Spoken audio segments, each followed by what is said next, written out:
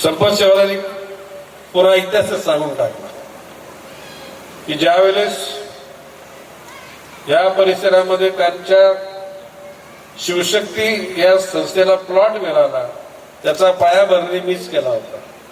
त्या इमारतीचं पूर्णत्व ज्याला ओसी मिळाल्यानंतर त्या ठिकाणी वास्तुशांती करता मीच आलो होतो.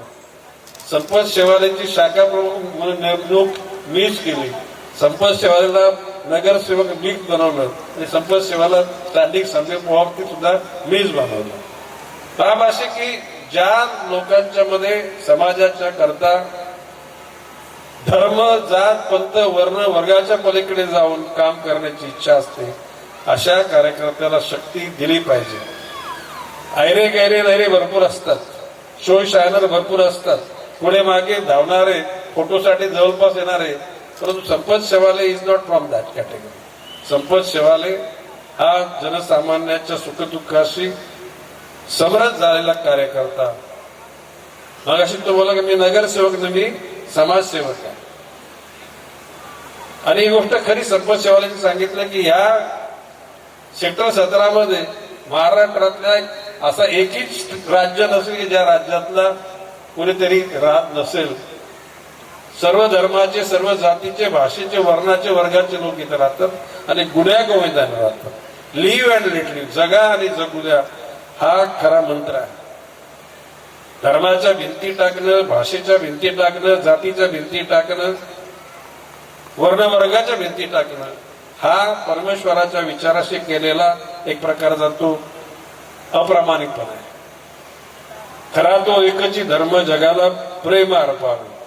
ज्याने जगाला प्रेम अर्पण केलं त्या लोकांच्या विषयी कधी समाज वाईट कधी बोलत नाही. आणि म्हणून माझं म्हणणं आहे की मी 90 ला आमदार झालो, 95 ला महापालिका आली. 95 पासून आजवर जसं आपलीच जनसामान्यांच्या जोरावर आपली सत्ता आहे.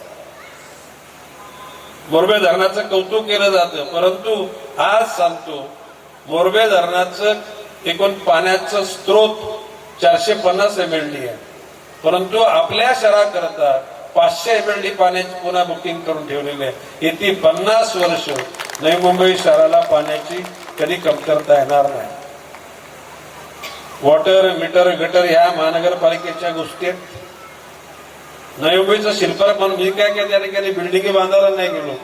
रस्ते कॉन्ट्रॅक्टरने तयार केले, बिल्डरने बिल्डिंग बांधल्या, परंतु नवी मुंबईच्या जनसामान्यांचं मन एकत्र करण्याचं काम गणेश नाईकने केलं आणि ते कोणीच नाकारू शकणार नाही. जगाच्या पाठीवर दंगे धोपे झाले, पण नवी मुंबईत नाही झाले.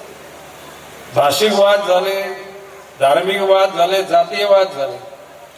माझं एवढंच म्हणणं आहे की जे क्षणिक सुखा करतात, धर्माचा आधार घेतात, जातीचा घेतात, भाषेचा, त्यांना अंतिम सुख नाही मिळणार. हा शाप नाहीये. गणेश नाईक सारख्या समाजाच्या अंतरंगामध्ये जाऊन अभ्यास केलेल्या एक अभ्यासू विद्यार्थ्याचा मी स्वतःला अजून विद्यार्थी समजतो आणि मी बोलतो ते कालांतराने खरं ठरतो. आजवर जे बोललो ते उशिरा का रामभाऊ खरं ठरलंय. आणि मी सांगतो भविष्य काळामध्ये सगळ्या शहरांना दाग लागेल, पण नवी मुंबईला दाग लागणार आहे. कारण नवी मुंबईची जनता सुखसंपन्न, मनपूर्वक विचार करून जीवन जगणारी लोक आहेत.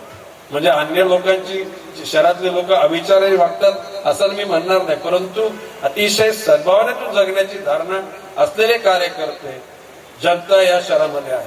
संपत सेवालांनी कारण म्हणजे आता लोक बोलत संपत सेवालांनी न्यूयॉर्क बनवलेलं आहे. आता फक्त न्यूयॉर्क थोडं काही ठिकाणी डागडुजी करायची गरज नाही, ठरवू आपण.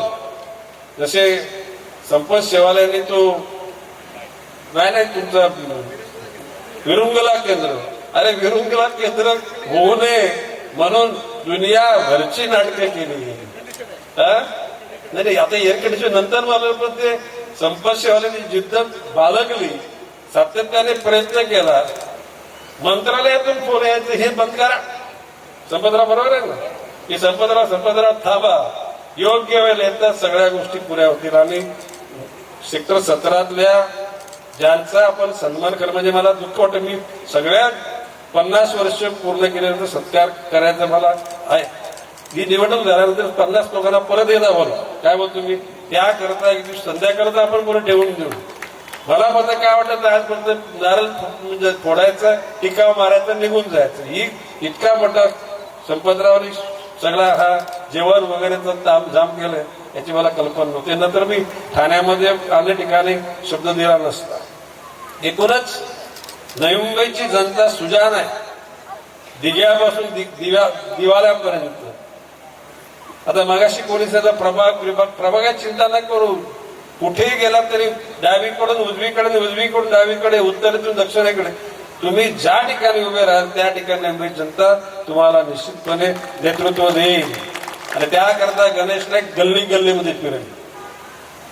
लोकसभेला विधानसभेला जितका झटलो नाही त्याच्यापेक्षा जास्त महानगरपालिकेला मी झुटेन. तन मन आणि ज्या ठिकाणी गरज असेल ना, आता मला ते समजून घ्या काय ते पण आपण तयार करू.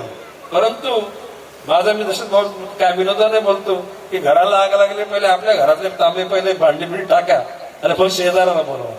जोपर्यंत तुमच्या घरचे भांडी सगळे हांडे बुंडे असं संपत नाहीत रामभाऊ तर बरं शेजारी येत नाही. नरेंद्र भाषा समजते ना. तर एकूणच संपतराव, दयावती, शेवाले, त्यांचा चिरंजीव या सर्वांनी लोकांचं प्रेम संपादित केलेलं आहे आणि भविष्य काळामध्ये ते प्रेम अबाधित राहील असा विश्वास व्यक्त करतो. आणि गणेश नाईक पूर्वी जसा तुझ्या पाठीमागे होता तर आज सुद्धा भविष्य काळात पाठीमागे राहील हा विश्वास व्यक्त करतो. रजा घेतो. जय हिंद, जय महाराष्ट्र.